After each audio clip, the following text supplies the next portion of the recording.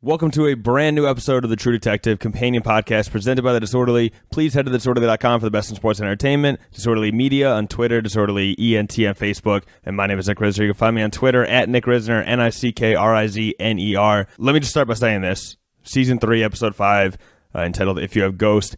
The final scene with the conversation between Wayne and Roland as old men on the porch. That was absolutely tremendous. I mean, they talked about it at the end and the inside the episode portion. But that range of emotion during that scene, by both guys, by the way. I was talking to my friend Chris at the Super Bowl party this year, and he mentioned, I feel like Marshall Ali is going to get a lot of attention, a lot of praise and accolades for his performance, and rightfully so, but it's almost a crime. I feel like Steven Dorff, just because he's kind of been a punchline, like he did the e-cigarette commercials, the super dramatic ones where he's walking down the beach, it's all black and white. I feel like he's not going to get the same amount of respect, and that is a crime. So I think both of them have been excellent. Equally excellent, almost. Anyway, more on that scene later. Obviously, a lot was talked about during that scene. But as of this point in 1990, Lucy's found dead at a motel outside of Vegas from an overdose, but they can't seem to find the creepy cousin. So that's where we stand. We obviously, as an audience, know that the creepy cousin's dead, but at this point in 1990, that's still a mystery. No one really has that information yet. We already got a sense of Roland's relationship with the father, but I feel like in this episode, we're really starting to see how, that could potentially be clouding his judgment. He seems to be more worried about protecting the father's feelings rather than, hurrying to the truth and racing to get to the bottom of this case. For example, he didn't want to show him the picture of Julie from, the security footage, adult, teenage Julie, whatever. He didn't want to show the father that footage because he thought it would bring him even extra pain and he'd been through enough or whatever. But it was very clear that Wayne and the other cops thought it was a good idea. First of all, it was one of the other cops' idea to do it in the first place, and then Wayne obviously makes a shotgun decision and kind of throws the picture in the dad's face. So clearly we're seeing this diversion between the two of them. I don't think this was necessarily a big deal, but this is kind of an indication of where things are going, and potentially this dynamic between Roland and the father could present more of a problem down the road. It might even stand directly in the way of the case getting solved. That might be why it's still unsolved in 2015. This is our first sort of fragment look into that world. But the new information in this episode, the big one, is obviously that Julie's alive, and that means that Woodard's family can now fight for the original conviction to get overturned. It turns out, after the firefight with the locals, Woodard was killed by Wayne, intentionally, by the way, so it's essentially a suicide by cop, and evidence was found on the property during the investigation of that scene. There's the burned up, what looked like Julie's sweater from episode 1. That was all burnt up in this outdoor stove, as well as Will's red backpack. Now, Wayne discovers that Will's backpack is undamaged, despite allegedly being under the porch while this C4 exploded, which is impossible, right? So Wayne's now operating under the theory that the evidence was planted there to frame Woodard, that it wasn't there ahead of time. Someone was trying to pin this on Woodard because, what's the old pirate saying? A dead man tells no tales or whatever. So basically, they found this opportunity to see Woodard, who people already suspected as being a creepy trash man, and let's plant some evidence on his property, open and shut case. Whoever actually was involved in this crime is going to get away with it now. Now, who would have the knowledge that there's an active crime scene investigation going on, and then also have the wherewithal to plant evidence? Amelia. Boom. Finally, things are starting to come together. It's the mom. It's always been the mom. It's the mom being Wayne's wife, Amelia, not Lucy. I don't know, man. It's seeming more and more like, whatever. We'll get to that. We'll elaborate on that a little bit in a second. But finally, there was the call from Julie telling the cops to stop looking for her. Now, let's take some extra time to break down that call, because there's a lot of information there, a lot to unpack. First of all, they've got Julie's dad in an interrogation room to listen to the tape, almost as if he's a suspect.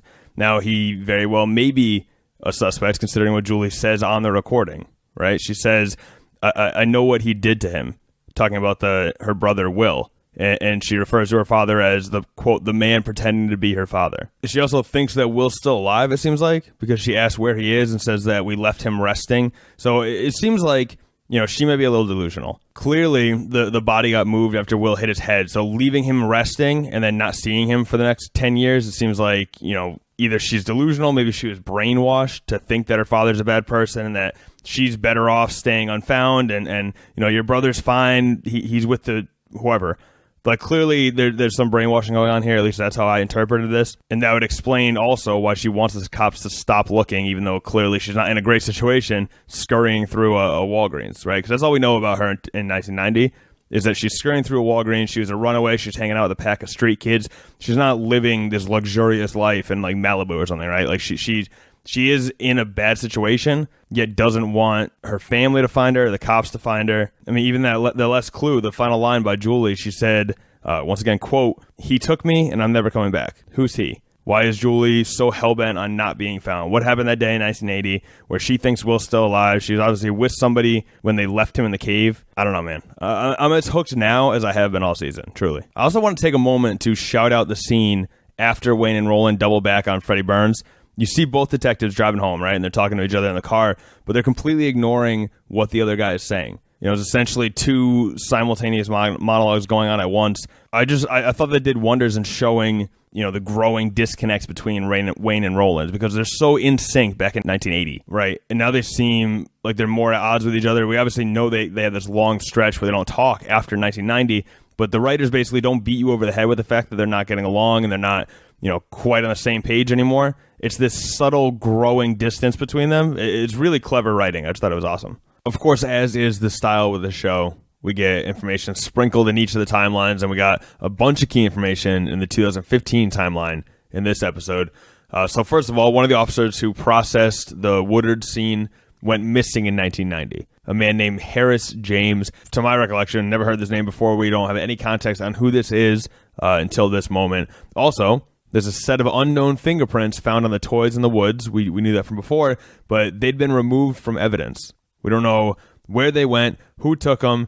Maybe Wayne's just misremembering. We're not really sure on that yet either. Also, Roland and Wayne essentially admit to each other that they killed a man, right? That scene, the scene at the end I alluded to at the beginning of this episode, you know, where they're going back and forth and have this really powerful emotional conversation about how he can't remember his life and all this. They basically both admit to the fact that they killed a man, and they're worried that people are going to figure it out. So I'd say that's a pretty interesting twist. They bring up the names Harris James and Dan O'Brien, but it's unclear if either of them are the person that the detectives killed. Also, Wayne hypothesizes that Lucy moved on, to which Roland says, "So what if she did? We already know she's got a connection to," and he cuts himself off, and he says, "that name you just said." Once again, they could be talking about Harris James, could be talking about Dan O'Brien. Could also technically be talking about Tom Purcell, because they did mention his name in that same conversation as well, but it seems like he was alluding to one of these two people. Which one of these people did Lucy have a connection with? I mean, we know Dan O'Brien's her cousin, but maybe Harris James has some connection there? I don't know. It's interesting. Also, a couple lines that don't really make sense right now, but I'm sure we'll get more context down the road. Wayne says, "He came to see me the day after what happened." Hoyt. No idea what that means. Also, we don't know what Wayne did back in 1990 that caused him and Roland to split apart. We know that he did something that Roland's upset about. He said in the entire 25 years, not only did you not call me, we didn't have a beer together, you never even apologized for what you did.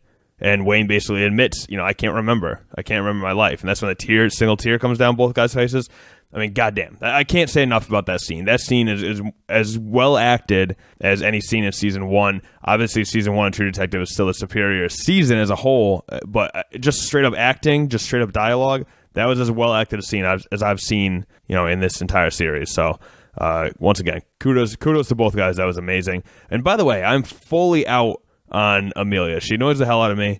And let me just add that the phrase Wayne says at the dinner party, he says, "Gifts shouldn't flatter the giver." That's a great line. I feel like I've started using that in my life. But I'd have thought. So we keep chasing this theory that Amelia is the one involved in these crimes. We've been doing it for a long time now, and not to pat ourselves on the back, but we started talking about this after the very first episode, and it seems like the internet's caught up. It's a very popular theory now. I just want to say we were on it very early, very organically. But how about this? Wayne has this false memory, right? That's a big part of this, is that he can't trust his own memory sometimes. Is it somehow possible that he either discovered what his wife did or somehow was involved himself and he can't remember it? Because wouldn't that be an amazing ending, right? A crushing reality to discover that he was really chasing himself this whole time. That'd be crazy. You're talking about an explosive ending that people are going to be talking about at the water cooler. That's it, right? Like he's doing this big chase. What happened in 1980? What happened in 1990?